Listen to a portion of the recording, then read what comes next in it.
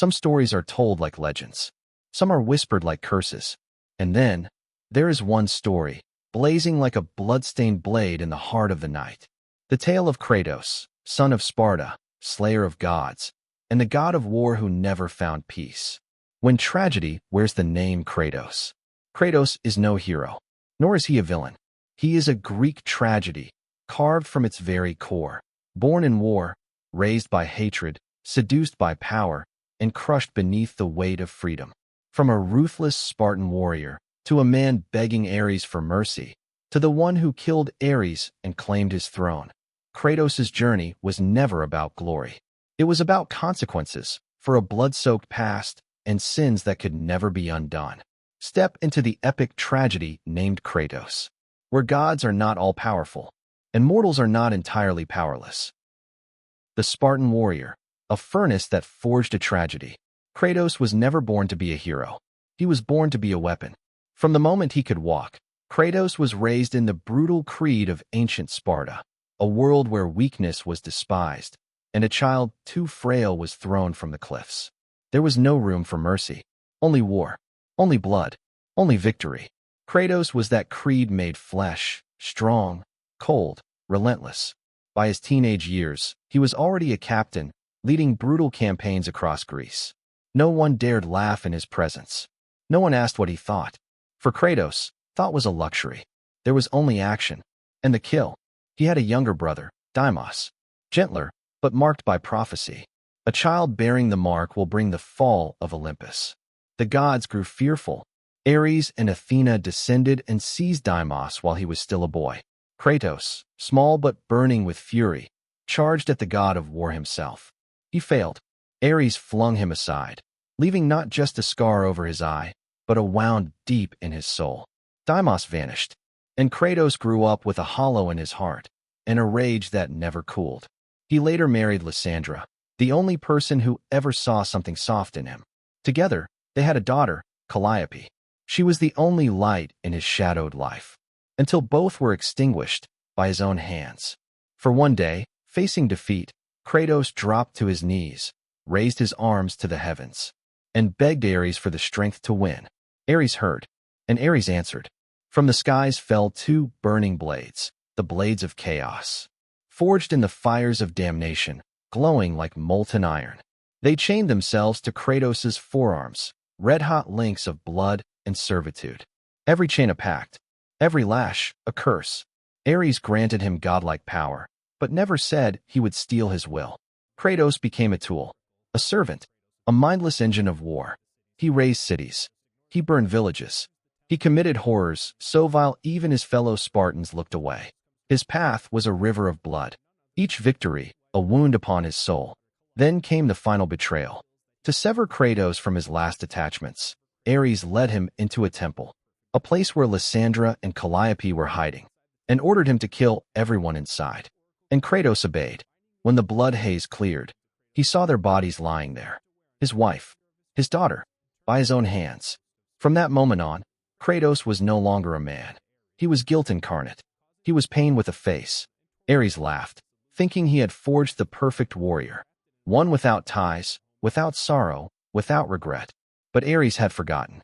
Sparta teaches warriors to fight for honor, and when honor is betrayed, the sword turns back, even on the gods. Kratos, now covered in the ashes of his wife and child, his skin pale like a ghost, was no longer just a warrior. He became a name the gods would learn to fear, the ghost of Sparta, the one who wore ashes on his skin and fire in his heart. After realizing he had killed his wife and daughter with his own hands, Kratos collapsed inside the blood-soaked temple. Rain fell. No voices. No rescue. Only his empty eyes, and his flesh, now stained with the ashes of his family, cursed to cling to him forever. A punishment by the oracles, so that he would wear his guilt literally on his very skin. From that moment on, Kratos wandered Greece like a ghost. He slayed monsters, crushed armies, carried out divine missions like a soulless mercenary. He wasn't seeking redemption. He didn't beg for forgiveness. He only wanted one thing, to forget. But nightmares followed him like shadows. Every night, he saw Lysandra, Calliope, and the moment his blade pierced their flesh, he would wake in cold sweat, screaming in silence. And every time he opened his eyes, the ashen skin reminded him, "You cannot forget, Kratos. You are what you've done." Meanwhile, Ares, god of war, continued to spread chaos across Greece. No one dared stop him. No one could stop him, except one man, who had nothing left to lose: Kratos. And so, Athena, goddess of wisdom and wary rival of Ares, came to him. She didn't call him the chosen one. She didn't promise forgiveness. She simply said, "If you kill Ares, I will end your nightmares." It wasn't salvation. It was a transaction. And Kratos, long accustomed to binding steel to flesh and trading blood for results, accepted. Thus began a blood-soaked journey across the entire Greek world.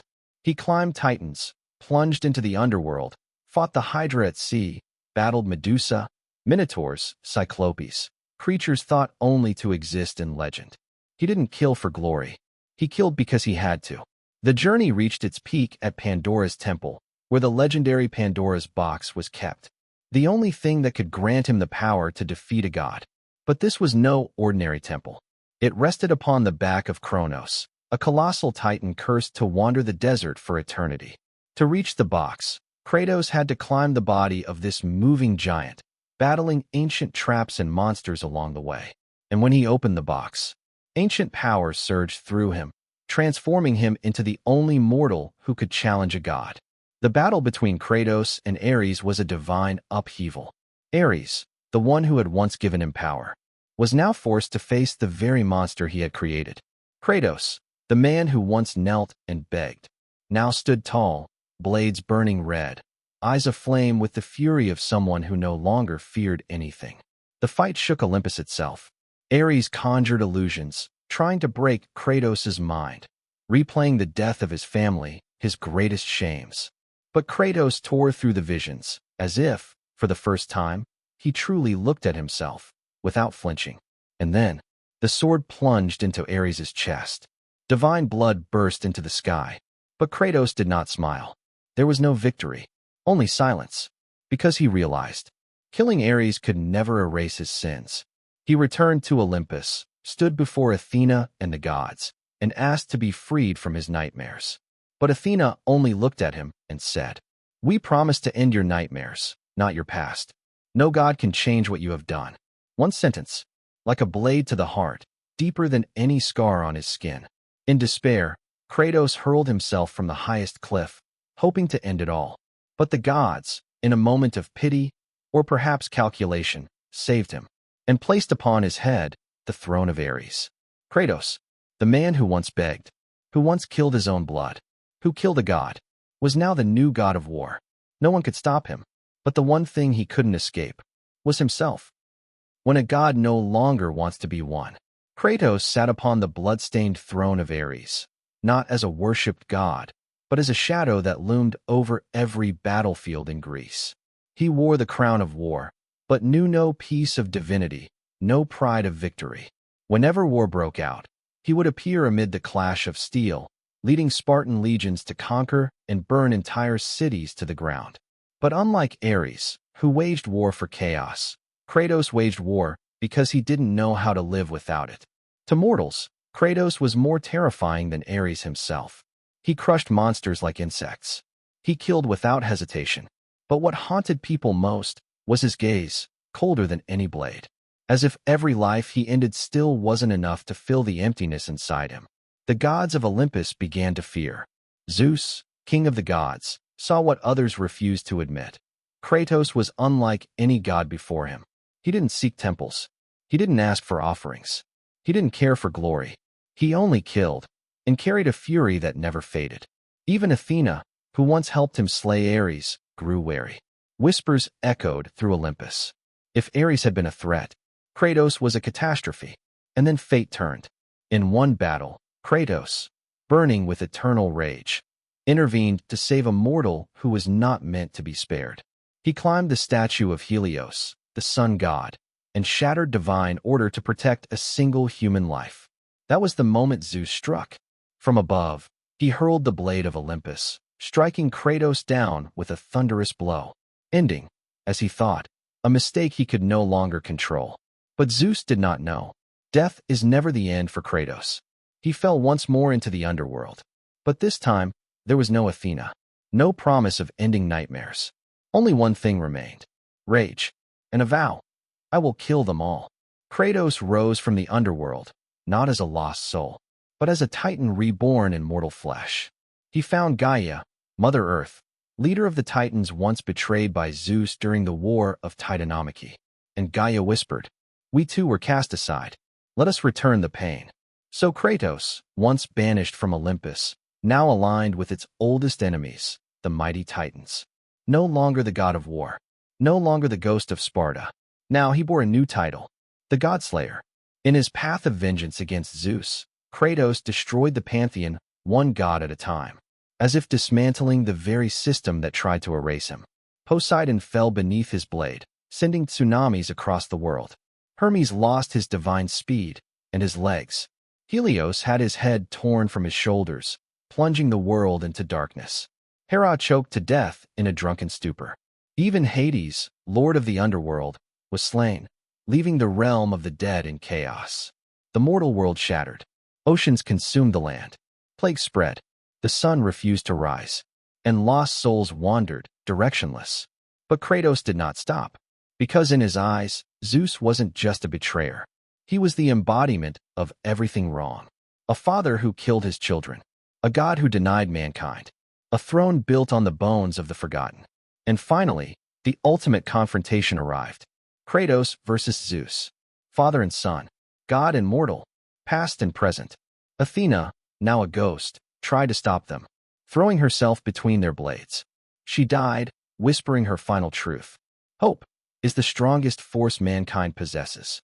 But Kratos, by now, was neither man nor god. He was tragedy incarnate. As he beat Zeus into the ground, fists soaked in divine blood, the world around him cracked, not from strength, but from the collapse of faith itself. And then, Kratos turned the blade on himself. He stabbed his own heart, not out of regret, but because, if the gods could not give hope to humanity, then he, the fallen one, the god-killer, the condemned, would set it free. From his wound, light burst forth, a blinding, radiant power. For the first time in years, Kratos did not scream, did not roar. He remained silent, as if, at last, he understood the purpose behind all the pain. Greece had fallen, and the one who remained was no hero. When Kratos drove the blade into his own chest, the world of Greece seemed to hold its breath. No one expected him, the ghost of Sparta, the godslayer who tore mythology apart, to choose an ending not of conquest, but of sacrifice. But Kratos had never been ordinary, and he had never been a god in the true sense. He was the child of pain, betrayal, and a divine order built on lies. And now, with everything lying at his feet, Olympus, the seas, the sun, the darkness, life and death itself, only one thing remained: himself. And that was the one thing he no longer understood. Athena appeared, her soul long dead, yet still lingering, to witness Kratos bleeding, broken. She asked, "What have you done, Kratos?" "I needed that light. I needed that power to rebuild the world." Kratos, blood pouring from his wound, only gave a faint smirk. "That's why. I didn't give it to you." Because Kratos understood. If that power returned to the gods, the tragedy would return with it. He would rather give humanity hope than allow Olympus to rise again. He chose to end the age of gods by offering what remained of himself to a world that would be ruled by no one. And so, Kratos fell, silent. No songs were sung, no statues were carved. Only the sky over Greece split open, whether in sorrow or relief. Because the last one who clung to vengeance was gone. As night blanketed the land, his body lay still, blood soaking the earth beneath the heights of Olympus. But hours later, his body was gone. A trail of blood led away from the cliff's edge, as if Kratos had, once again, walked away. No one knows if he lived. No one knows where he went.